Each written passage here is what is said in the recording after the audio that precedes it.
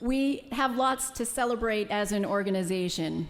We became a new 501c3. We made it through our first year, and we are almost through our first audit. Yes, let's applaud to that. Let's applaud to that. Where are you, Kingman? We expanded to Seattle, and we launched a new center there, and we were part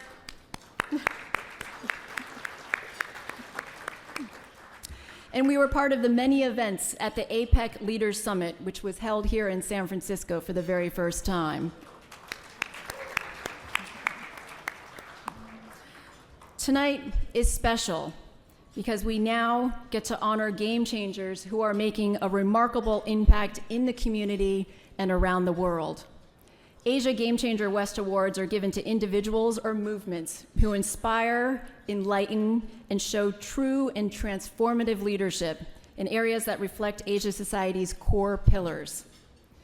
We have 3 past honorees in the room: Russell Jung for AAPI advocacy,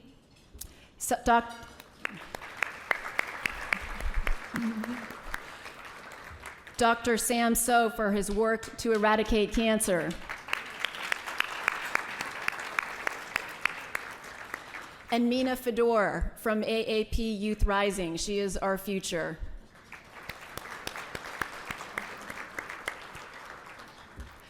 For this year, one of our honorees is shaking up the art scene, blending new and old worlds. Another is tackling mental wellness through storytelling. And the third is so successful in e-commerce that he's now a global icon. We cannot wait for you to meet them.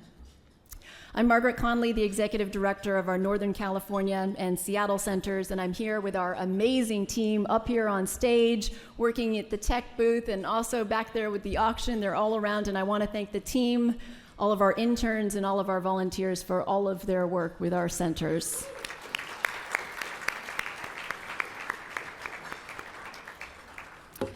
Our silent auction is still going live. It's going to close at 8:55, so do get your bids in. We have a quick few updates here. The French Laundry dinner is going for $2,200 from Fantan Smith. We have the Cabo Penthouse outbid by Jean Wong and Michelle Tai for $5,000, and that Kongkee art going for $70K now from the mysterious JSW. 70K. Let's get started with our awards. Please welcome to the stage our first presenter, Advisory Council member and head of the Asian Art Museum, Jay Shu.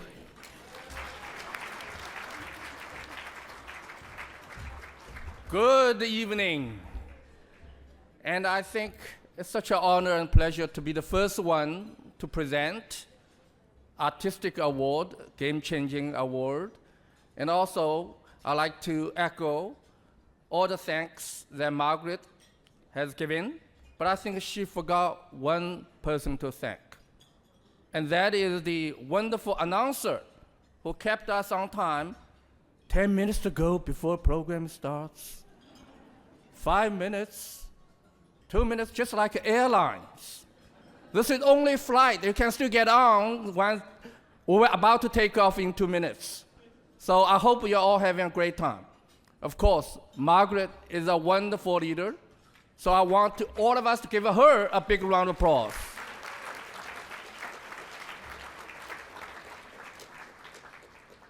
Today, I'm here to present and introduce a wonderful artist. If there's one word I could use to summarize him, that's the word extraordinary. Extraordinary in every way, starting with his name, his artistic name, Kongkee. Kong is a popular name, surname among the Chinese. Key, however, is very unusual. Whether in the Chinese community where he was born in Malaysia, or in Hong Kong where he grew up, key often the case means store, because key original meaning is a sign, a logo. All the wonderful stores have their logos. So Kongkee means Kong's store. In that word, it's an artistic studio, atelier, but I think deeply what it means is that Kongkee always wanted his art to build community, to make connections, not only through his art, but also his personal engagement with the curators, with artists, with community members, with members of humanity, if you will. Secondly, his genre is extraordinary, called cyberpunk. For me, being a conventional museum director, actually I never knew what cyberpunk means until I asked my young daughter. Of course, it's a combination of a sci-fi fiction with comic books. It's a wonderful marriage with powerful imagery, with very bright, colorful palettes. It is also futuristic, yet it always goes back to the history. Bring history to the 21st century on a long journey, could as long as 5,000 years or longer. And this is what Kongkee does extraordinarily well. Asian Museum of San Francisco was very pleased to present him a solo exhibition of his creation, his world premiere as an artist, if you will. And that show later went to Chicago. It has just been completed in Hong Kong, and I'm very pleased to say it may have another venue in Shanghai or beyond. So his art is very much a global phenomenon now. For that matter, allow me to take this opportunity also to point out two extraordinary people in his life, his artist collaborator, Lawman, and his wife, who is also artist, Wallace. Wallace and Lawman, please stand up.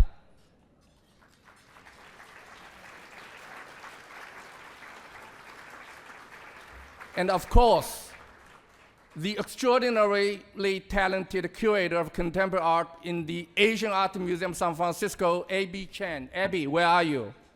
Abby.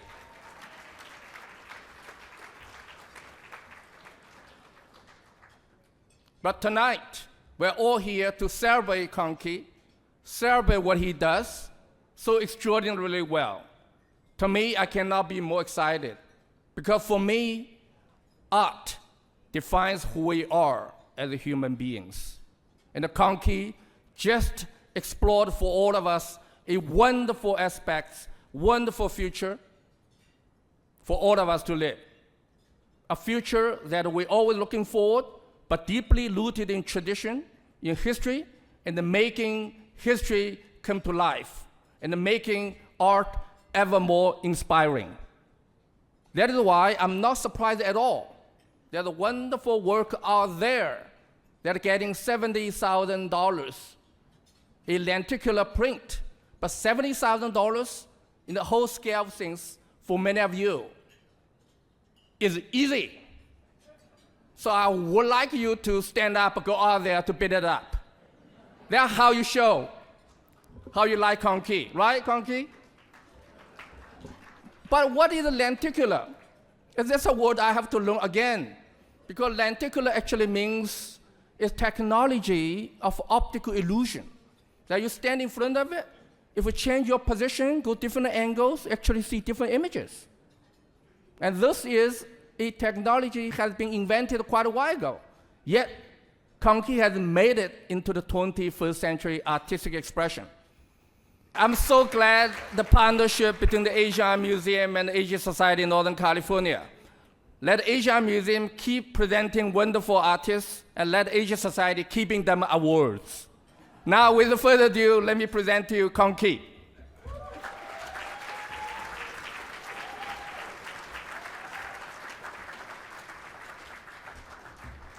Thank you, Dr. J. Thank you, Asian Society. Thank you all the guests coming tonight. This is really an amazing journey. And I have to thank all the audience in San Francisco. You guys are really amazing. All the journey begins from 2022 in the Asian Art Museum, we did the exhibition of Warring States Cyberpunk. All this exhibition is based on the idea of the Asian futurism. I'm a fan of sci-fi since I'm young, like the video said. I watch a bunch of Japanese anime. I love how they present the futures, how they imagine what human can be, what's the journey that humankind can go, how far that we can go. And I'm always fascinated, so I dive into the industry of animation and comics and art, and I'm trying to express my love to the futures. And suddenly, we are now in the futures. I always think if I'm talking with my younger self, what will this kid feeling? It's like we still don't have the giant robot right now, and we still don't have the time machine. Will this little guy be a little bit disappointed? But luckily, I have this chance to work with Asian Art Museum to revisit this kind of dialogue. Actually, in Asian futurism, the key issue is not Asian and not futurism. Actually, it's about the history. Why we keep talking about the future? Because we like to know what happened next, what humankind will go to. By addressing this question, we must be looking to the past. Why make us fancy about the future? Why humankind is look like this nowadays? Especially why we so hunger to get more powerful in technology. That's why that's become a lot of storyline of those fiction and animation and movies. So there's a lot of questions that I don't understand. So I turn to find an answer from art. That's why art came in. By working on art, I find that artist is a very special job because from time to time, they keep challenging. They keep challenged by the new technology and the changing of every era. Time to time, they got flattered by maybe the emperor, maybe the new technology. They always afraid of getting replaced. Maybe will artists replace it by camera? Will we replace it by Photoshop, by computer, or nowadays AI? We always be scared of everything. But at the same time, I learned from those great masters in art history. We've learned that the key issue is not about how powerful that we can be. It's not about ability. It's mainly about the sensibility that we can have. That through art, we know that we are vulnerable, we are fragile. Through art, only through art, I can feel my own existence. Even though I got a lot of desire, I am afraid of that. I hope one day nanotechnology can cure all my disease. But actually, why I need art is to know that we are small, we are weak, and at the same time, we are all connected. Actually, by working on art, it helped me to reconnect with our history and our culture. It helped me to reborn like the phoenix, reborn like this city, reborn from fire like a century ago. So I really glad that I have this opportunity to work with Asian Art Museum in the first place, and then tour the exhibition overseas. Actually, it's all come from the support from this starting point. So this is really my honor to express my acknowledgement to the city, to this beautiful city. And special thanks to Dr. J and Abby Chan, creator in Asian Art Museum, invite me to this amazing journey and adventure that we really don't know what will happen in the future. I'm glad that we took the risk by that time, and I hope we can still going on in the future.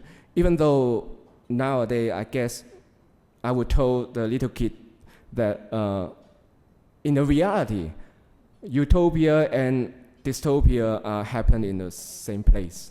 Don't be panicked. We can deal with it. So thank you so much. Thank you, my studio co-founder, Lawman. And thank you, my wife, Wallace, to support me from the very beginning, back big up. Thank you, Asian Society, and thank you all the guests. Hope you have a wonderful night. Thank you.